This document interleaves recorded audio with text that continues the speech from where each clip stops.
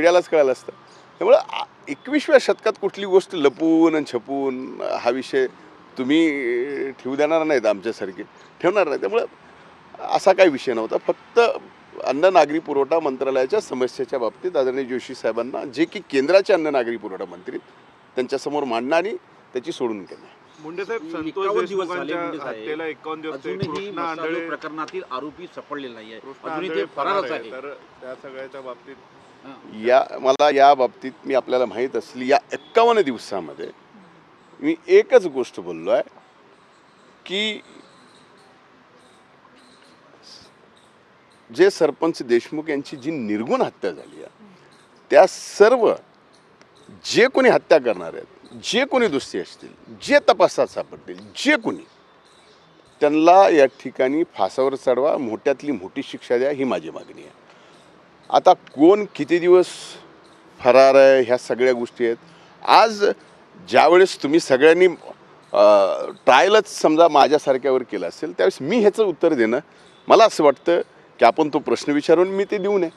कारण आपण पण सुद्धा कुठल्या तरी गोष्टी मॉरल ठेवलं पाहिजे. एक प्रश्न आहे, तुम्हाला टार्गेट करून तुमच्याकडनं राजीनाम्यासाठी आग्रही असताना तुम्हाला टार्गेट केलं जातं. अंजली दमानिया तुमच्या राजीनाम्यासाठी आग्रही आहेत. पण असं असताना संदीप क्षीरसागर म्हणतायत की वाल्मिक कराड तुमच्या जवळचे आहेत आणि तुम्ही देवेंद्र फडणवीस आणि अजित पवारांच्या जवळचे, मग तुमचा राजीनामा होणार नाही. आणि काल बैठकीत तुम्ही भूमिका आपली जी क्लिअर केली तेही सांगा. राजीनाम्यावरती पहिलं तुम्ही सांगा. एका दिवसात राजीनामा का दिला नाही असं सुप्रिया सुळे देखील म्हणताय. आता या बाबतीमध्ये धनंजय मुंडे या सर्व गोष्टीमध्ये माननीय मुख्यमंत्री महोदयांना, माननीय उपमुख्यमंत्री महोदयांना कुठं जर दोषी वाटत असतील तर त्यांनी राजीनामा मागावा, राजीनामा देणार. पण विषय फक्त हा काढून राजीनाम्याचा होत असेल तर या बाबतीमध्ये मी दोषी आहे का नाही, या बाबतीत माननीय मुख्यमंत्री, माननीय उपमुख्यमंत्री हे सांगू शकतील ना. आपण त्यांना सुद्धा म्हणजे ह्या सगळ्या गोष्टी क्लिअर झाल्या पाहिजेत. त्याच्यामुळं आपण सूर्यदास यांना निवडून येण्यासाठी तुम्ही प्रयत्न केले, मदत केली. त्याच्यानंतर जितेंद्र आव्हाड यांच्या तिथे जाऊन तुम्ही परमारचा विषय काढला.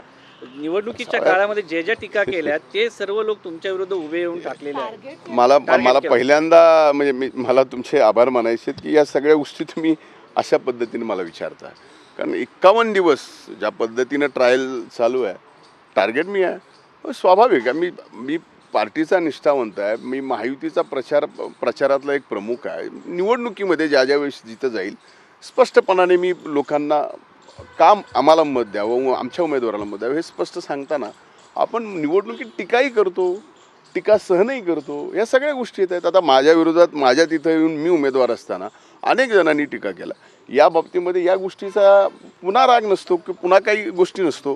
पण एक लक्षात घेण्यासारखी पहिल्यांदा गोष्ट आहे की ह्या आत्ता स्पष्ट होत आहेत की असं झाल्यानंतर हे माझ्या विरोधात प्रचाराला होते म्हणून असा विषय आत्ता होतोय.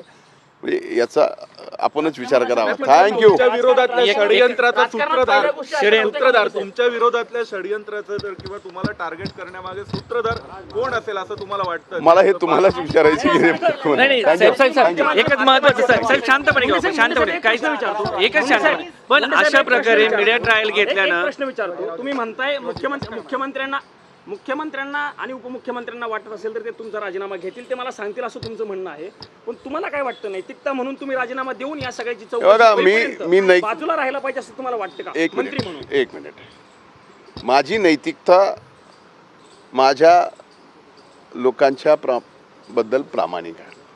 जी गोष्ट घडली आहे त्या घटनेच्या बाबतीत मी जे बोललो आहे ते अतिशय प्रामाणिकपणाने बोललो आहे. यामुळं ज्या वेळेस या बाबतीत मी कुठंच काहीच मला स्वतःला नैतिकतेने वाटत नाही दोषी आहे, तर माझा दोष दाखवावा तर लागेल, सांगावा तर लागेल, माझ्या वरिष्ठांनी सांगावं लागेल, हेच म्हणणं आहे. तुम्ही जास्त मतांनी निवडून आलेला आहात. राज्यामध्ये 2 नंबरचं तुम्हाला बहुमत मिळालेलं आहे. ते अनेक लोकांना खटकलं असं बोललं जात आहे. ह्या गोष्टीचं माझा म्हणजे तुमचाच प्रश्न आणि तुम्हीच उत्तर द्यावं. या बाबतीत मला काय ना काही गोष्टी न बोललेल्या बरं. तुम्ही बोलावं याच्यासाठी तुम्हाला टार्गेट केलं जात आहे. तयारी आणि काय म्हणजे असं कळतंय दादा तुमचे उपमुख्यमंत्री तुमच्या पक्षाचे आहेत, तयारी कशी आहे? आता या बाबतीमध्ये तयारीचा विषय मी तर दिल्लीत आहे. पण आदरणीय दादा पालकमंत्री म्हणून बीड जिल्ह्याला पहिल्यांदाच येत आहेत. याच्या अगोदर त्यांचं ज्या ज्या जिम्मेदारीवर ते आले बीडला त्यावेळेस अभूतपूर्व आम्ही स्वागत केलं. पण आज उद्याची जी बैठक आहे ती पहिलीच DPDCची बैठक आहे आणि त्या बाबतीमध्ये तयारी वगैरे असा विषय काही नाही. आपण पाहतोय की आता उद्या जर अभूतपूर्व तयारी केली तर त्याच्यानंतर बातम्या काय येतील हे परवा दिवशीच्या आहे. ह्या आज मला माहीत असल्यामुळं उद्याच्या तयारीच्या बाबतीमध्ये फारशी काही तयारी केलेली नाही. काय हे कुठपर्यंत